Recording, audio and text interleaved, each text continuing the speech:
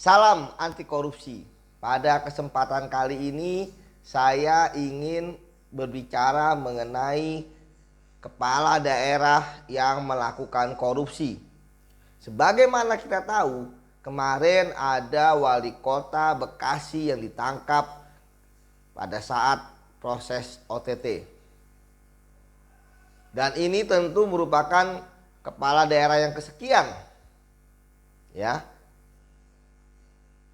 Sebelumnya sudah banyak kepala daerah seperti gubernur, bupati, wali kota yang terkait dengan kasus korupsi. Tapi ternyata ketika ditangani kasus korupsinya, bupati, wali kota yang lain tidak kapok gitu kan. Terus juga melakukan korupsi, bukannya berhenti. Dan akhirnya yang terbaru kemarin. Ini artinya apa? Ini artinya kewenangan bupati, wali kota merupakan kewenangan yang sangat kuat. Merupakan kewenangan yang luas. Dan rawan untuk melakukan tindak pidana korupsi.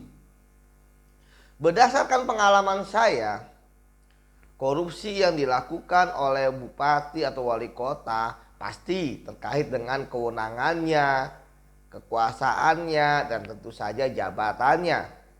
Ya kalau misalnya nggak punya kewenangan, nggak punya jabatan, mana ada orang mau ngasih uang gitu kan.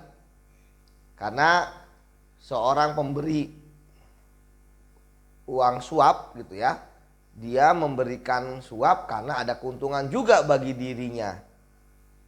Dan sudah dihitung sama dia berapa kalkulasi ketika memberikan suap dan keuntungan yang akan diperoleh. Namun sekarang kita akan membahas mengenai dari mana sektor-sektor korupsi yang bisa didapatkan oleh seorang kepala daerah. Pertama, tentu saja yang paling banyak pengadaan barang dan jasa. Terutama di sektor pembangunan yang dilakukan oleh para kontraktor-kontraktor, ya, di mana kontraktor ini tentu harus membayar sekian rupiah, ya, ratusan juta hingga miliaran untuk bisa mendapatkan proyek. Dan mengapa para bupati atau kepala daerah itu biasanya maunya cash? Karena sistemnya beli putus gitu kan. Kalau mau dapat proyek ya bayar, ya.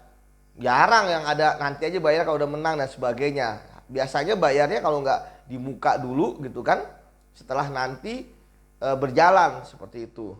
Kenapa? Ya karena takutnya nanti ya nama juga sesama orang jahat gitu ya. Jadi tidak ada kepercayaan di antara mereka. Jadi ya semua di depan.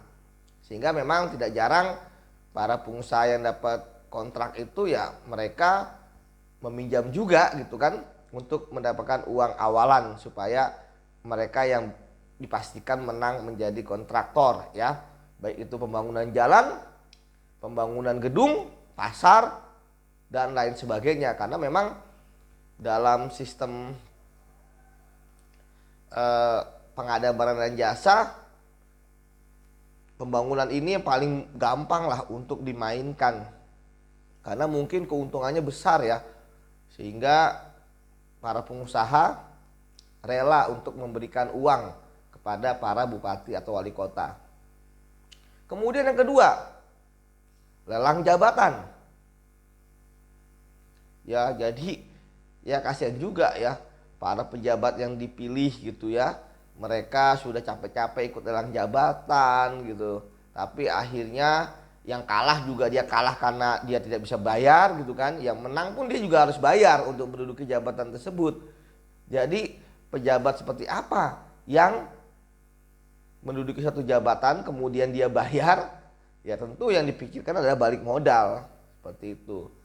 Kemudian yang ketiga, ya, dari perizinan-perizinan yang dikeluarkan, ya, terutama di daerah-daerah yang kaya akan sumber daya alam gitu kan, tambang seperti itu. Nah ini juga menjadi salah satu pemasukan korupsi bagi seorang kepala daerah yang korup gitu. Jadi yang keempat adalah setoran-setoran dari dinas-dinas ya, yang setorannya itu bervariatif ya, dan hampir pengalaman saya ya semua harus menyetor ya, dinas-dinas tersebut ataupun badan-badan ya. Ada macam-macam kriteria lah, dan itu udah dihitung gitu kan. Canggih sekali saya lihat hitungan matematisnya mereka gitu.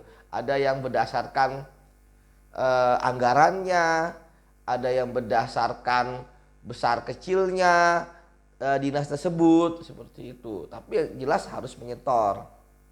Dan sekali lagi, setoran itu paling banyak dilakukan secara tunai. Karena apa? Karena kalau tunai kan dianggap itu tidak terlacak seperti itu.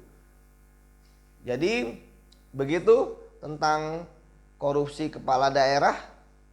Kita akan bertemu di kesempatan lain. Tetap semangat, salam anti korupsi.